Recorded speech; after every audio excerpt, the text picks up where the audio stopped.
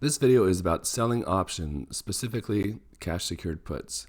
Cash secured puts are a great way to generate side income from stock you don't even own, and it allows you to purchase stock at a discount. Let's get started and see how this is done. Let's quickly go over what a put option is.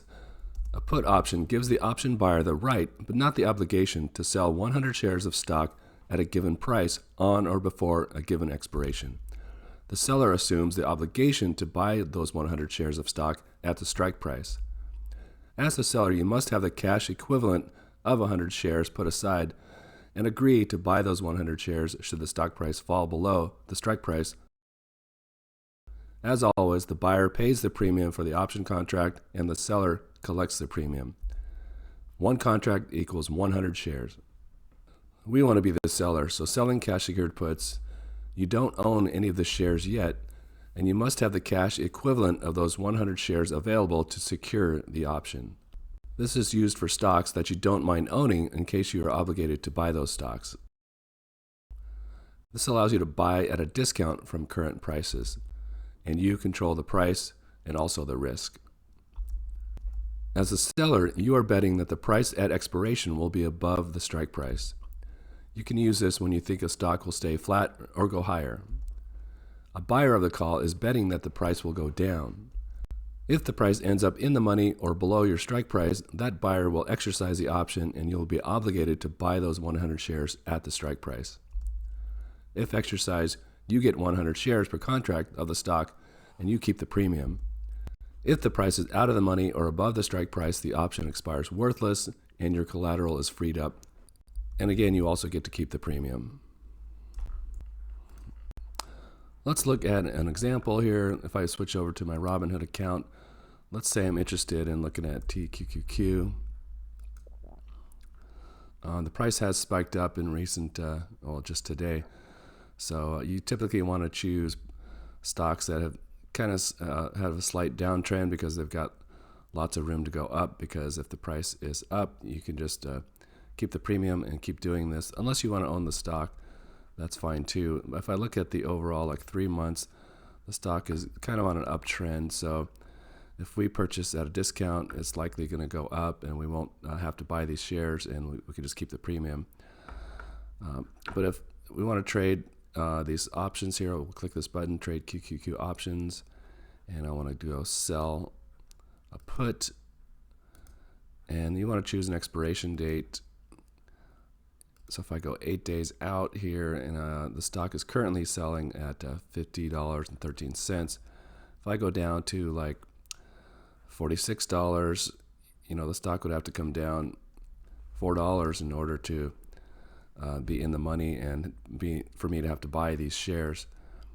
If I look at the delta here, it's 0.2385. That means there's like a 23% chance that I would have to buy these shares and an 80% chance that I wouldn't. So the closer you get to the strike price or to the share price, this delta goes up. So there's like a 50%, 56% chance that I would have to buy these shares if I choose this option.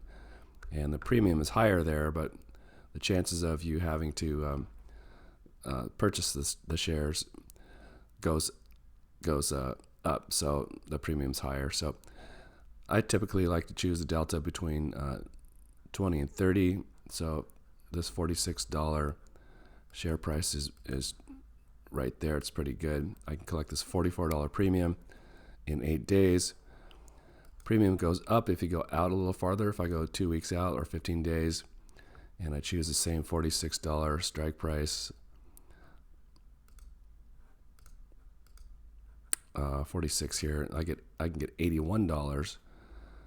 Because typically if there's more of a time for expiration, there's more time for the stock to reach the strike price and be in the money. So typically you have a higher premium for that. The buyer will pay a higher premium.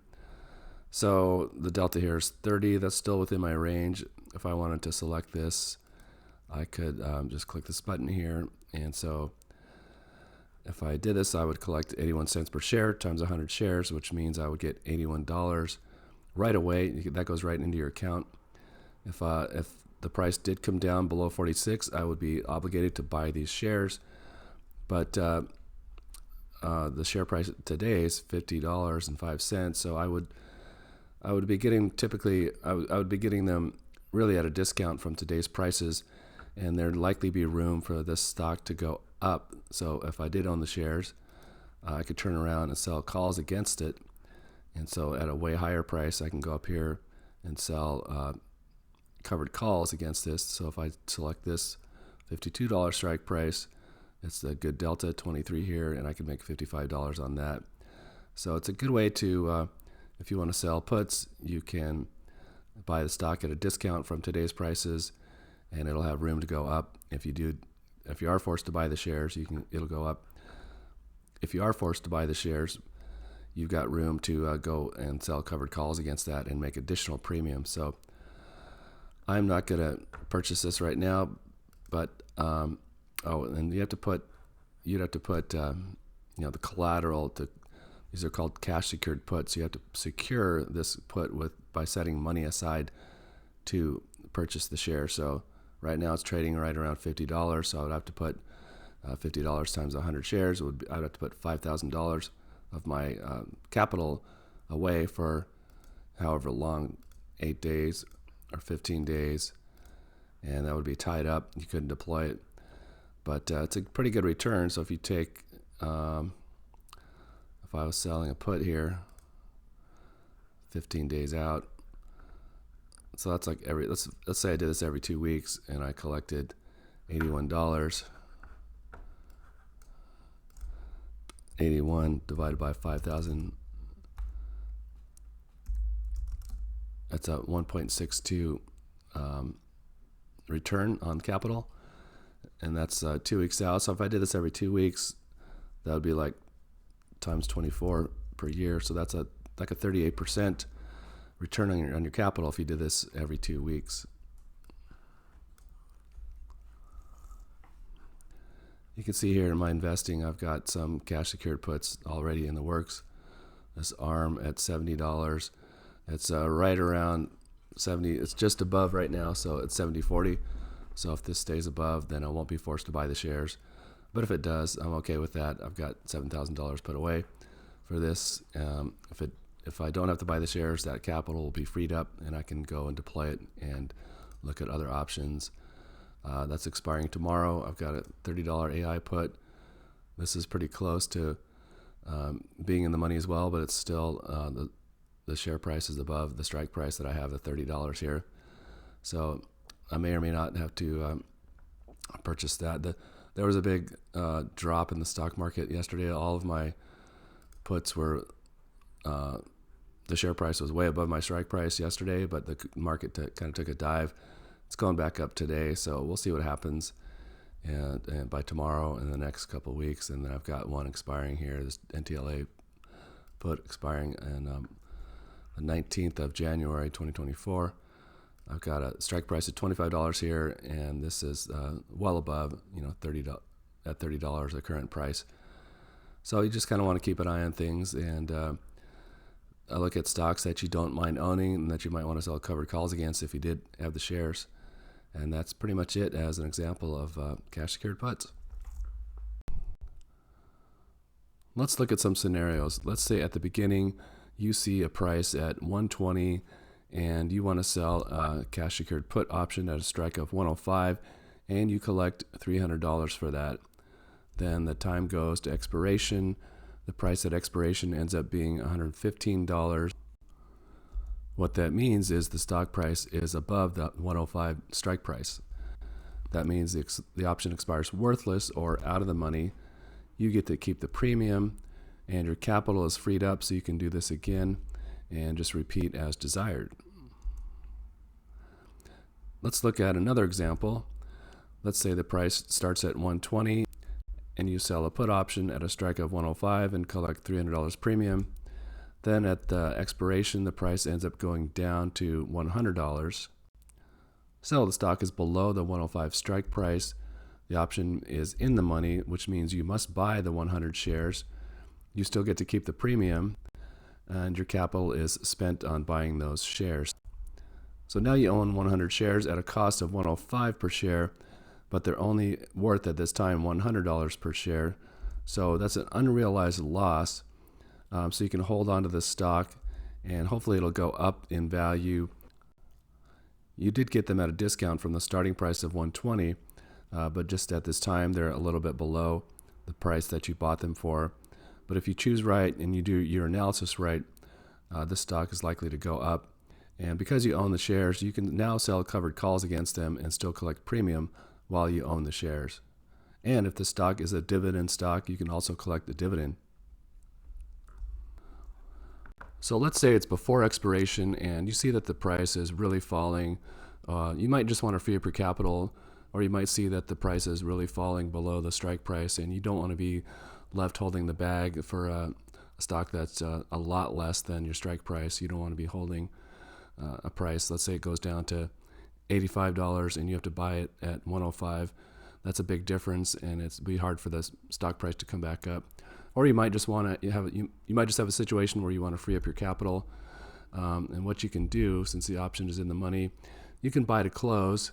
And the way to do that is to buy at the same expiration and the same strike price. But there is a cost to buy it back. Example, let's say it costs $400 to buy that back and you collected $300 premium. Well, you lose $100 for that, but that might be worth it if the stock is really, really falling and you don't want to be left holding the bag. So if the price is in the money, the cost will be a lot more than the premium. If the price is out of the money, you can buy that back, and you may be able to buy it back for less than the premium collected. It just depends on like how far it is from expiration. There's a thing called theta and time decay. So as time goes on, the value of the option will go to zero. Switching over to my Robinhood account, if I look at this one, which is expiring tomorrow, the price is pretty close to the strike price. And so I could buy this back for $61. I've only collected $47, so I would take a slight loss on that as far as the premium is concerned. But that would free up my capital to maybe buy some other stock and collect more premium that way. If the price of the stock goes way up, then the cost of the premium to buy it back is going to go down. But if the stock price goes way down and it goes in the money, then the cost to buy it back is going to go up higher and higher. So if you did want to buy this back, you could simply, Robinhood makes it easy by, buy to close, and you can review the order. It's going to cost $52 to do that. Or you can, it used to be with Robinhood, you'd have to go back to select the same strike price and the same expiration. So instead of selling a put, you can buy a put and same expiration. You can see here I've got a -1, which means I've sold a put on this. And so if I bought this back, it's right around $50, same as what you see with the easy button.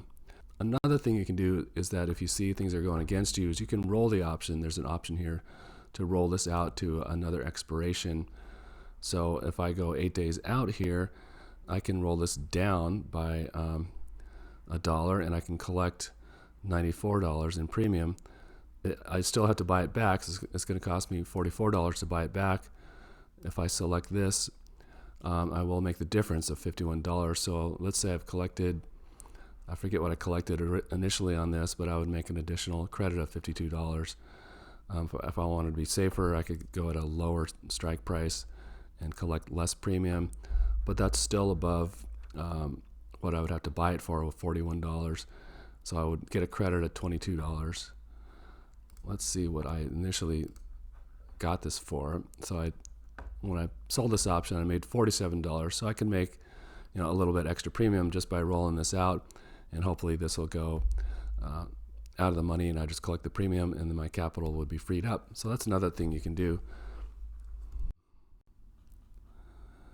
Well, that's it for this video. I hope you got some value out of it. If you did, please hit the like button and also make sure to subscribe, and we'll see you on the next one.